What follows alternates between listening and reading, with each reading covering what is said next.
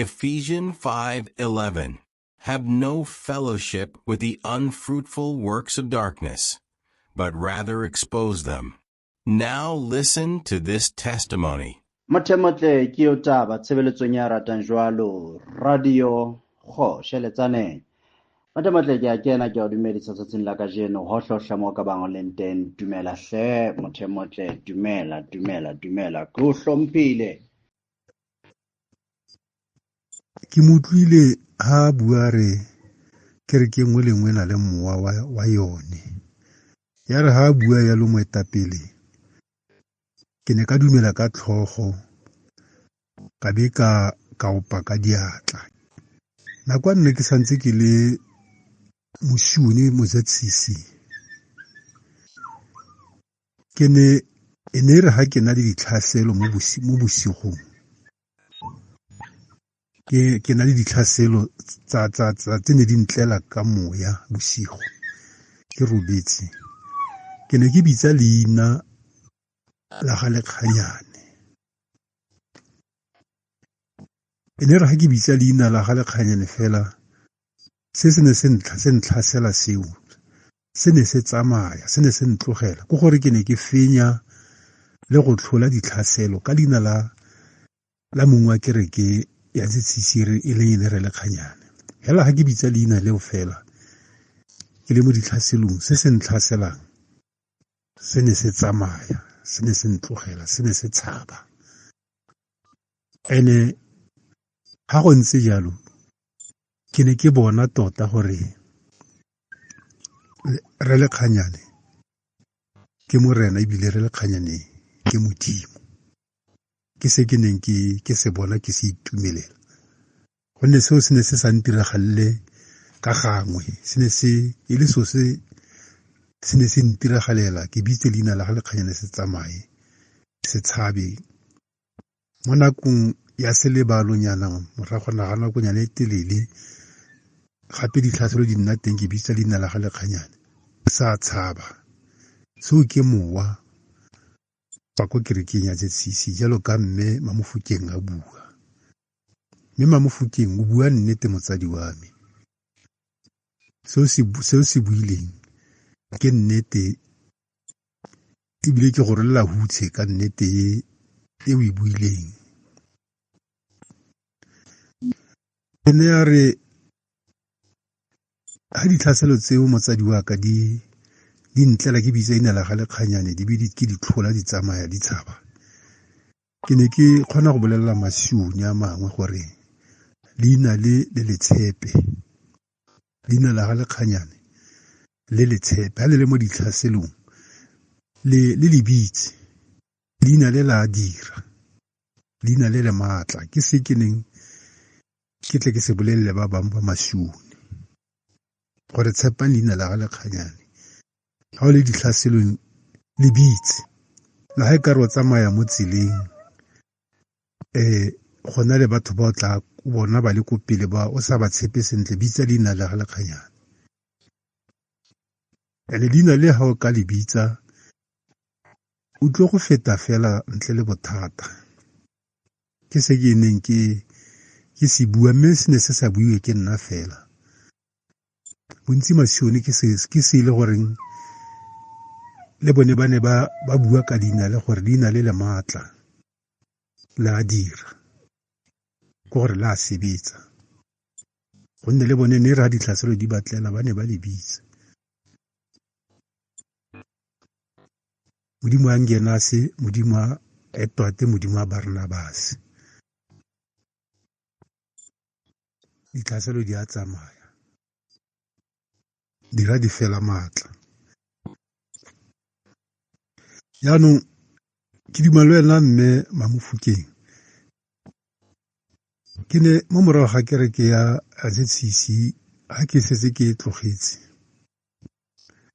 gonne go e tlogela ga me kereke ke tlogetse ka taelo e ne e tswa ka ga kereke gore ke ko kerekeng ya Apostola ka joina kereke ya Apostola ya Marese Apostola ya Skupu ile Apostola e opang diatla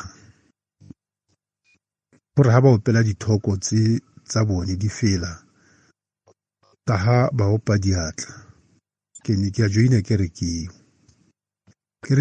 ke tsene 3 years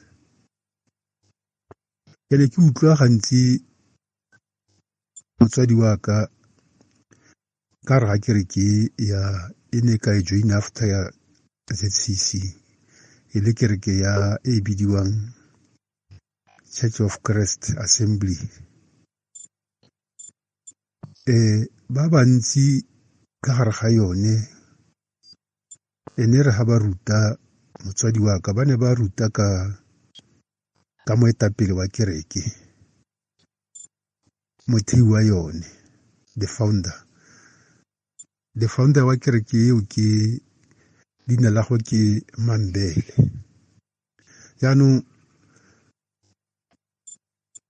bakereki ba yone kana di-members tsa yone ka metlha le matsatsi ha ba ruta ka moetapele wa bone, ka metlholo e neng a ntse a tsamaya a e dira, a fodisa batho, a kgona go emisa diritsa e leng digwele ka Setswana, a dira metlholo e mentsi jalo le jalo. Ne ba ruta ka dilo tse di ntseng jalo. Thuto e ntsi motswadi wa ka ke kana moetapele Ntate Bush, thuto e ntsi ka ra kerekeo ke Baebele ba e rera thata ba e rata, mme thuto ya Baebele ga e ka ke a fela e le gore ga ba bua ka metlholo ya le founder ya kereke le mme Mambele. Ba ruta thata gape ka mme Mambele. Ke ka mo ke neng ka tlhalosa ka re ha e ka re ha o rutile ka Baebele o re ka Baebele mme o sa ruta ka the founder ya kereke le mme Mambele, e nna e ka re ga wa ruta, mara ha o ka ruta thata ka mme Mambele le metlholo ya gagwe jalo le jalo e nna gore tota o rutile. Jaanong ha ke ya mokgang ya gago mme Mamofokeng ya gore kereke nngwe le nngwe na le mowa wa teng, ka be ka boa ke gopola gape yone kereke ya bobedi ne ke e tsena ya Church of Christ, yone ya ga mme Mambele. Ene re gantsi le yone ha ke le mo ditlhaselong bosigo ke robetse ke le mo ditlhaselong, ke ne ke bitsa leina la mme Mambele. Ke gore ha ke le bitsa motsadi wa ka ke le mo ditlhaselong ke ne ke re mme Mambele mo porofeta, mme Mambele mo porofeta, mme Mambele mo porofeta, ke re ke e buela jalo ka bonako. So ha ke setse ke biditse leina leo gararo ke ne ke fenya ditlhaselo, ke ne ke lwala, ke ntse ke e tsena kereke eo, ke ne ntse ka nako a teng ke a gopola ke lwala, ke robala ke ntse ke le mo bolwetsing. Ha ke ntse ke robetse ke bontshiwa ke tsamaya ke le mo tulong e ke neng ke tsamaya mo go yone. Ha ke tsamaya mo tulong eo e rile loto la ka la right-e ke tshwantse ke le tlhome ko pele, ya nna gore loto la ka yanong le wela mo khuthing, tshwantse ke wele mo khuthing kana mo mokoting, mokoti o mongwe o le ko tlase, ene mokoti wa teng o ne o le yellow ka color. Then e rile ke tshwantse ke go wela ka loto le la right le tshwantse ka nako le e re ha le tlhoma ke be ke wela mo mokoting oo. Ya re ke tshwantse ke wele mo mokoting oo ka bitsa leina la mme Mambele e leng mothei wa kereke ya Church of Christ, ka le bitsa leina le ka re mme Mambele mo porofeta, mme Mambele mo porofeta, mme Mambele mo porofeta. Ya nna gore go le bitsa hela leina leo ka ema statue, ka sala ke eme statue. teng fela foo ka motlholo ka ipona yaanong ke setse ke tswetse kgakala le mokotiong ke boetse ko morago mo mokoting ka lebaka hela la go bitsa leina leo la Mme Mambele. Yaanong gantsi mo kerekeng yone ya Church of Christ ditlhaselotse ha re di bone mo bosigo gore be re bitsa leina le la Mme Mambele re ka nako ya kereke mo sontageng motho wa di tlhalosa mo platformong go tlhalosa bogolo ba Mme Mambele go bitsa leina la gagwe hela wa tlhalosa mo kerekeng gore o nnile le tlhaselo mo bosigong mme wa bitsa leina le mme wa phologa jaana le jaana ka go le bitsa.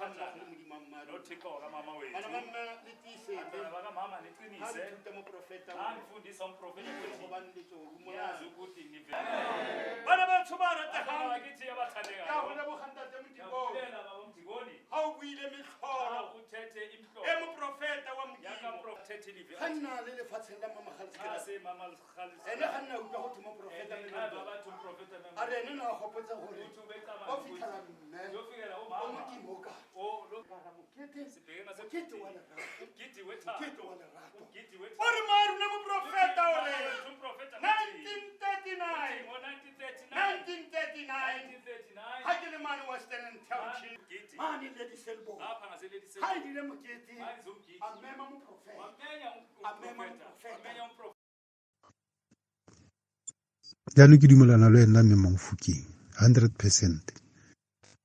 Motswadi wa ka gore kereke e nngwe le e nngwe e na le mowa wa teng. Ga o ka ke wa re ha motho o tsena kereke e rileng kana o tsena kereke ya Church of Christ wa go lora tsa kereke ya ZCC. No. Kana wa go lora o le mo kereke ya ZCC wa go lora tsa ga Shembe ore wa go lora tsa ga Modise ga go kgonagale. Kereke e nngwe le nngwe e dira ka mowa wa teng, e tsamaya ka mowa wa teng. Philippians 2 verse 10, that at the name of Jesus every knee should bow, in heaven and on earth and under the earth. Acts 4 verse 12, salvation is found in no one else, for there is no other name under heaven given to mankind by which we must be saved. Colossians 3 verse 17, and whatever you do, whether in word or deed, do it all in the name of the Lord Jesus. Thanks for watching. May the truth set you free and bring you closer to God, Elohim. Until next time, stay enlightened.